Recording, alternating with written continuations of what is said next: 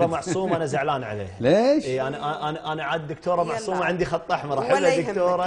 انا اللي عتب عليك تمون يا احمد. انا عتب عليك في موضوع الفنان طارق العلي. يعني ابو محمد طارق العلي. لكن اليوم السالفه اللي صارت طارق العلي والسالفه اللي والتصريح الفنان طارق العلي موضوع رميثيه، وهجومكم على طارق العلي رامبو الفن ورامبو مدري شنو. طارق العلي معروف عنه في اخلاقه، في عطاءات ابو محمد ما يفرق. كان في ذاك يعني في اثناء وجوده ابو محمد، انا احبه طارق زين، اثناء وجوده كان يبي يحل مشكله هو ويحب يعني، وهذا حتى رجال المباحث اجتهاده يعني قالوا وكان اجتهاده في هذا الامر. العتب عليش دكتوره كان يعني يقول البعض ان الاولى من الدكتوره معصومه، مثل الدكتوره معصومه الكل يجمع عليها ويحبها، كانت انها تتصل على طارق، يا طارق شو الموضوع؟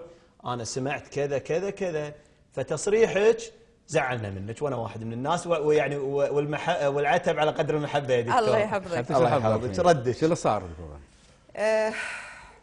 بدينا بتعتب. الحين عشي راضيكم ساعتين.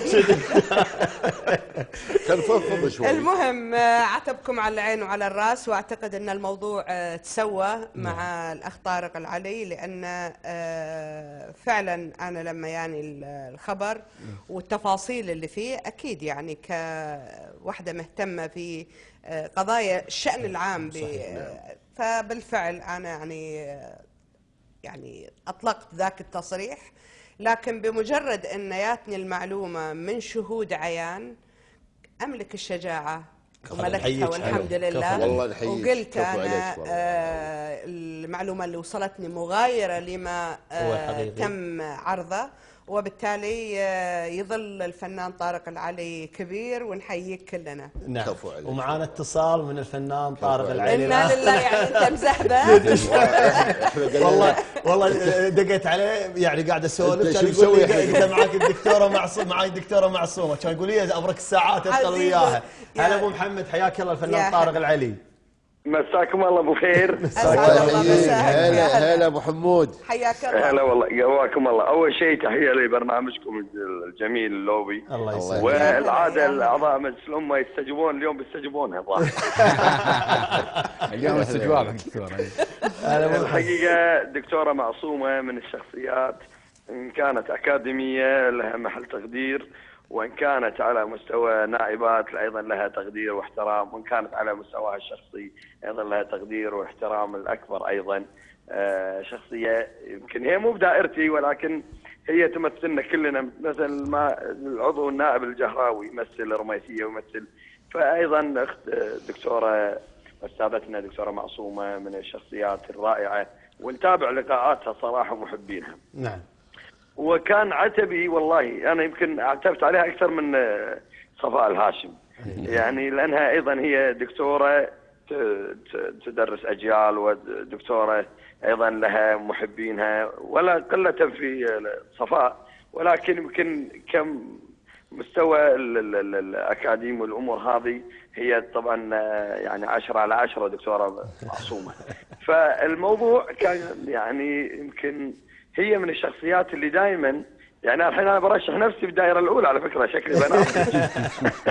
لان انا دافعت على ولد رميثيه وانت نجي فيني. الله يعينك عاد. العموم ان انا والله عتبي، انا ما زعلت كثر ما ولا اثر فيني رامبو، كثر ما اثر فيني ان دكتوره مثل معصومه تتناقل هذه التغريده، وبالعكس يمكن لو داقين علي وسائليني انا ما عندي شيء اخشه. هذا موضوع يمكن حتى لو تسألوا رجال المباحث، يمكن من كثر الناس ما وثقوا في وجودي معاهم، سواء المباحث أو الطرف الآخر. يعني حلينا الموضوع. هم صار لهم 2.5 ساعة يحاولون يطلعونهم من البيت، وقضية مدنية والله، يعني واحد مطلوب فلوس، بس يمكن تناجرة مع الإخوان المباحث. تدري دائما عندنا احنا هم عيد ساعات شرطي يوقف يقول لك إجازة زفتة، قاعد تناشفه ساعة. عرفت؟ نعم. فهذا القصد، انه طلعوا الناس بهدوء بامان، وانا استغرب ان في ناس زادت في الموضوع. صحيح. اني انا اتصلت بالشيخ عدل الفهد، واتصلت بالشيخ مازن الجراح، ومنهم قال اتصلت بالوزير. والله انا ما اتصلت الا في الولد قلت له اطلع. نعم. هذا اللي اتصلت فيه. نعم. انا اقول احييها على شجاعتها الدكتوره معصومه، ولا انطر ان تعتذر مني صفاء الهاشم، لان انا صراحه صباح الهاشم من الناس اللي اول ما نجحت في الانتخابات ومستانسين فيها طبعا رحت تهنيتها، فهذه ردت لنا يعني التحيه بتحيه يعني افضل انها تسميني رامبو وتسميني، بس الظاهر حلاوه الكرسي يمكن الدكتوره معصومه جربت الحكومه وجربت المجلس شبعانه من هالموضوع هذا، بس اللي يدد مشكله مستانسين. انا احيي الحقيقه مشاري الحسيني الدكتور مشاري نعم. اللي هو طبعا ايضا من الشباب اللي توهم دق علي وقال لي شو الموضوع، وفعلا فهمت الموضوع، وكثير منهم التميمي هم فهموا الموضوع. يعني لما نعرف الموضوع ذي الساعه نقول والله طارق غلطان، طارق تدخل. انا واحد بالمسرح اناشب الحكومه على القانون. نعم. وانا في المسرح اخاطب الحكومه، واكثر واحد انا اكثر من النواب اهاجم الحكومه. يعني بس انا يعني هذا عتبي، انا اشكرها على نعم. يعني انا ابو محمد دكتوره معصومه يمكن الجميل فيها وهي قالتها تو قبل شوي، قالت انا من يتلي المعلومه الصحيحه كانت لدي الشجاعه في الاعتذار من الفنان طارق العلي، فاعتقد يحسب هذا الامر للدكتوره معصومه. لا طبعا انا حتى حييتها مع بعدك زعلان. لا يرضيك يا حين لا انا ما ازعل يا دكتوره. انت استاذتنا ابو محمد عطنا خليك توقع لي معاملات. ابو محمد الدكتوره تقول تبين نراضيك لازم تعطيني 4 تذاكر حق مسرحيتك واحضر مسرحيتك. خلاص هذا رضا علني. اقول قول محمد قول. هذه تظل بنت الكويت واختنا، احنا ما نزعل زعل نفس عتب. هي تظل عزيزه وانا بالعكس انا حتى قلت لهم دكتوره معصومه انا غير عن يعني انا يمكن دكتوره معصومه ما اعتمدت عليها كاكاديميه يعني لها خبره بالمجلس والحوادث فيها كل يوم سواء كانت وزيره ولا يعني حتى ترى لها موقف مع اخوي في مره وزاره الصحه هم ضغطته وكان مظلوم وطلع براءه بالموضوع. فهي الظاهر ملاحقتنا دكتوره معصومه. لا والله انا اشكرها على الطيب. محمد يبي يشكرها على موقفها الطيب، يبي يشكرها على موقفها الطيب. تفضل بعد. بس ابو محمد انا ما ابي اضيع وقت الناس. تفضل بعد. يمكن عندكم ايضا مواضيع. تفضل. انا بقول شغله وياك حسن الانصاري. هذا ابو امريكا عاد ما نقدر عليه. ابو محمد اول شيء مسيك بالخير. وانا الحقيقه يعني نفس الليله الحقيقه كنت قاعد في الديوانيه وكان بيت ابو حسين محمود الطباخ العميد. نعم وفعلا اكد ان فعلا هذا الكلام اللي انقال كله مو صحيح، وفعلا قال الرجل لعب موقف وطني مشرف انه فعلا تدخل حتى القضيه لا تكبر. لا تدري شنو هذا اللي بقوله يعني صراحه الامانه هذه امانه يعني وشهاده بقولها. بس اسمعني شويه ابو محمد. اسالوا رجال المباحث. اسف استاذ حسين. اي والله واسمح لي شويه بقول بعد كلمه. تفضل. خليه يكمل. يعني انت الحين بس يعني ترى زين الان انت الحين اكتسبت لقب، سوي فيه مسرحيه رامبو ما في شيء. اي رامبو بس بقعد فوق السطح. شو فيك ترى رامبو كان خوش ممثل. ايش فيك؟ املك الحقوق ما يصير. وانا اول واحد يحضر.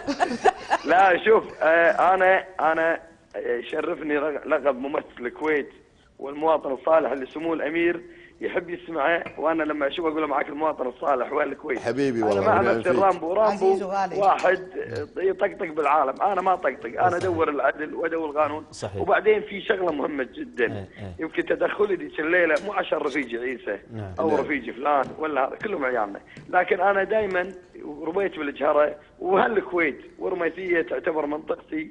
ترى انا ماني نازل انتخابات دكتور عشان لان ايضا هم احيي اللي رشحوك وانت تستاهلين كل خير.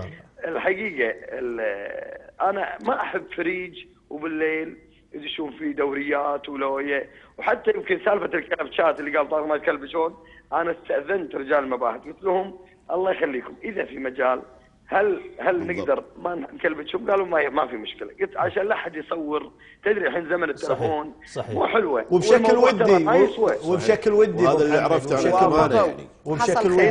هذا الموضوع.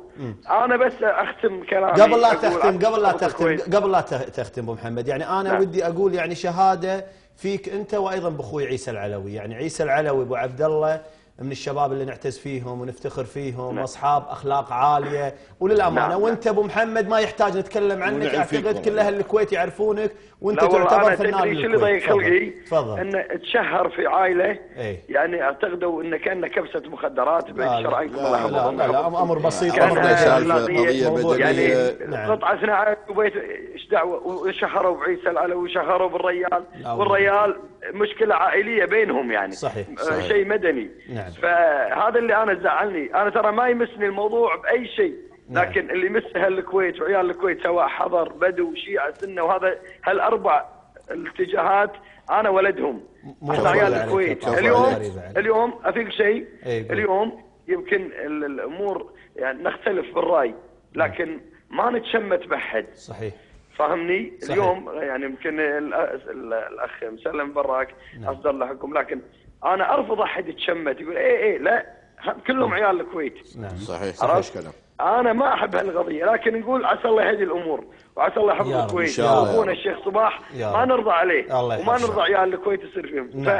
فنبي نبي الكويت فعلا، الكويت، وهذا دور الدكتوره ودوري ودورك ودور كل كويتي. صحيح. هذا اللي انا ابيه حبيبي يا ابو محمد. واذا انا بصير رامبو ضد اي واحد ضد الكويت. لكن انا اليوم ناس ضحكم يا دكتوره.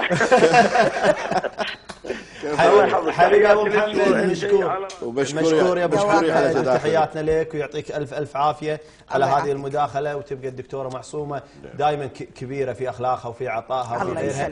وهي يمكن تصريح الدكتوره معصومه في مسألة معينة، هي يعني بعيدة عن موضوع الأسماء، في مسألة تطبيق القانون، كان حديثها واضح في تطبيق القانون. عندما أتتها المعلومة وضحت كل الأمور، وكان لديها الشجاعة في قضية الاعتذار منك يا طارق. احنا شاكرين لك، وأيضا شاكرين للدكتورة معصومة. الله يسلمك.